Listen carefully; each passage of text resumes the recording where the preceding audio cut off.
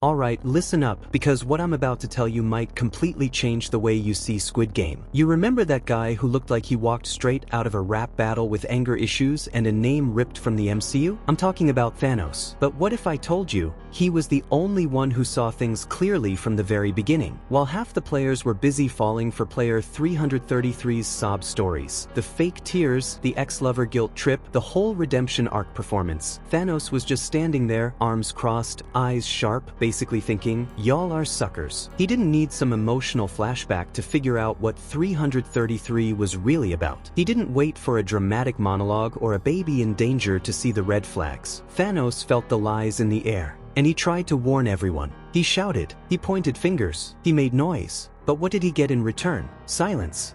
Rejection. Because Thanos had one big flaw. He spoke the truth raw and unfiltered. And people hate hearing the truth, especially when it shines a spotlight on their worst choices. But now, after everything we've seen, you can't help but wonder, what if the whole game had just listened to Thanos from the start? How many lives could have been saved? How many traps avoided? Thanos wasn't the problem. He was the siren, the flashing red light, the giant danger sign everyone chose to ignore. And that's exactly why in this video we're gonna do him justice. Not just as a misunderstood character, but as someone who was completely right all along. Here's the kicker. The show never gave us Thanos' tragic backstory, no emotional montage, no family trauma. But if you dig a little deeper, here's what you'll find. Thanos, aka Player 230, was an ex-rapper who lost everything after falling for a crypto scam. And guess who scammed him? That's right, Player 333. The same guy manipulating hearts left and right inside the game had already destroyed Thanos' life on the outside. After that, Thanos spiraled into drug use, trying to numb the anxiety and despair from his downfall. And still, when he stepped into the game, he didn't ask for pity. He didn't cry for redemption. He came in with a razor-sharp BS detector and a personal code of justice. He didn't need a sad flashback to earn our sympathy. He had lived through enough to recognize a toxic person from a mile away. And from second one, 333 lit up his radar like a warning flare. Thanos wasn't just a tough guy with bars. He had moral clarity. He was blunt, intense, but he knew right from wrong. He didn't fake being good. He wasn't pretending. Unlike 333, who wore masks so convincing,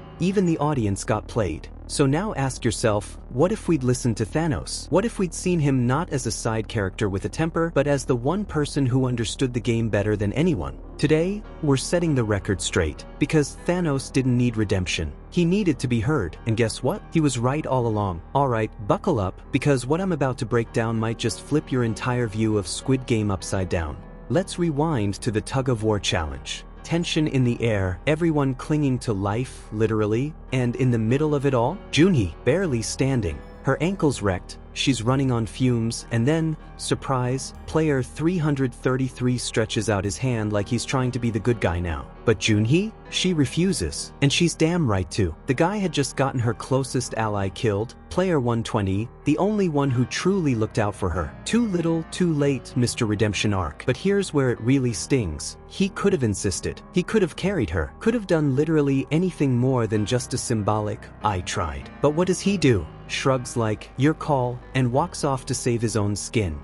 And guess who knew this would happen? Thanos. Not the purple one, our guy, player 230. He'd already called it. That man only thinks about himself. And when 333 had one last shot at redemption, one moment to prove he wasn't a selfish opportunist, he let it slide like it meant nothing. Then comes the next challenge, and this is where it gets dark. 333 has already secured his place in the next round, but instead of backing off, he starts killing other players. Not out of desperation, out of pure, calculated greed. More deaths equals more prize money. And yep, Thanos warned about this too. He saw it. He felt it. This guy had no boundaries, no bottom, no moral line he wouldn't cross for a single extra coin. But people didn't listen, because it was easier to paint Thanos as the unstable one, the chaotic element, the guy who disrupted the group, when in reality, he was the only one with a functioning moral compass in that emotional dumpster fire of a game. And the wildest part? Thanos didn't need tons of screen time to make an impact. Every time he showed up, he dropped a truth bomb. He made you think. But the show kept pushing him aside,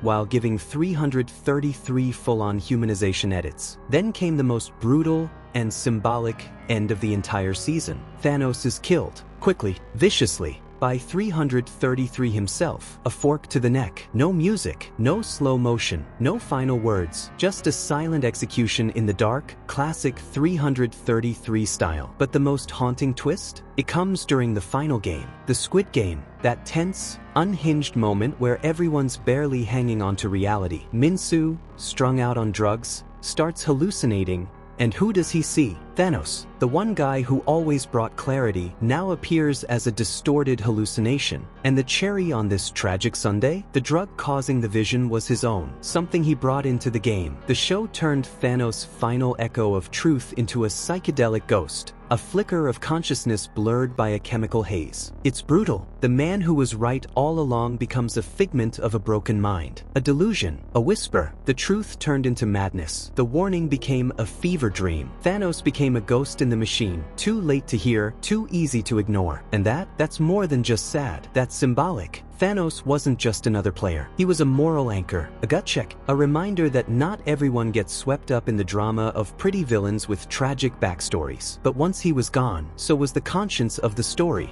And maybe that was the point. Grab your popcorn and listen up, because what I'm about to say isn't just another theory, it's practically a fan-to-fan plea. We need to talk about Thanos from Squid Game. And no, I'm not talking about the guy who snapped his fingers and erased half the universe. I'm talking about the other Thanos, player 230, who, in just a handful of scenes and with a stare sharper than the knives from the final challenge, called out the true villain of the season while everyone else was still buying into player 333's smooth-talking lies. Dude, this isn't just a good character. This is raw narrative power, surgical impact. He's that kind of presence who shows up briefly but leaves a mark so deep it sticks with you, like that one friend who drops a single sentence in conversation that changes the way you see the world. But the script completely wasted him, shoved Thanos into the background like some high-budget extra. No backstory, no motivation, no real attempt to explore what made that explosive, brutally honest guy tick. And he had everything needed to become one of the show's most iconic characters. Now picture this, Thanos making it to the final, standing face to face with player 333. No masks, no manipulation, just raw truth staring down rehearsed lies. It could have been legendary. On one side,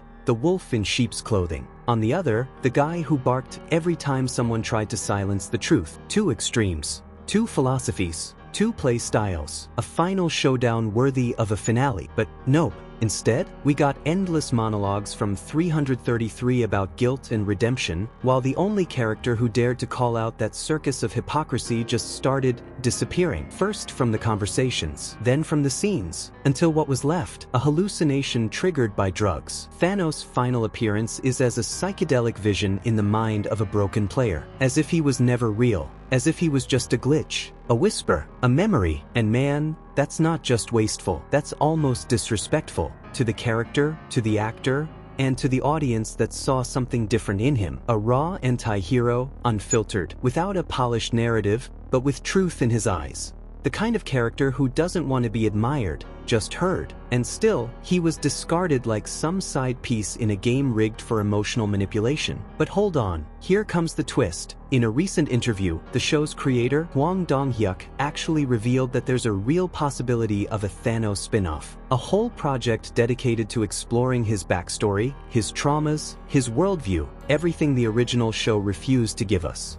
So maybe, just maybe, Thanos' voice hasn't been silenced for good. Maybe there's still hope to see this character shine the way he was meant to. Because if there's anyone who deserved more than to be reduced to a hallucination in a drugged-out mind, it's him. The player who saw the truth first, and was punished for it. So now tell me, whose side are you on? Are you hashtag Team Thanos, standing with the guy who saw through the lies and called it like it was? Or are you still rooting for player 333, hoping there's a heart somewhere behind all that manipulation? Drop your thoughts in the comments, because this debate is far from over. And hey, if you enjoyed this video, don't forget to hit that like button, subscribe to the channel, and click the video popping up on your screen right now, because there's another Squid Game deep dive waiting for you, packed with secrets, twists, and all the behind-the-scenes truths the show doesn't want you to notice. Smash that next video and let's keep digging into the madness together.